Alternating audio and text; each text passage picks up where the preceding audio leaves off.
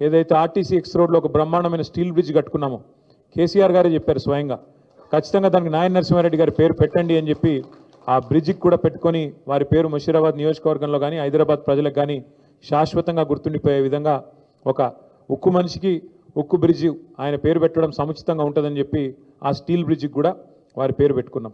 అట్లాగే వారి కుటుంబానికి కూడా పార్టీ ఖచ్చితంగా అండగా ఉంటుంది.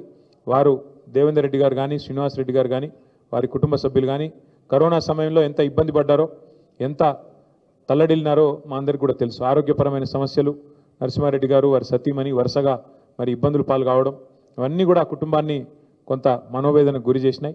కానీ తప్పకుండా ఒక సోదరుడిలాగా దేవేందర్ రెడ్డి గారికి శ్రీనివాస్ రెడ్డి గారికి అండగా ఉంటాం.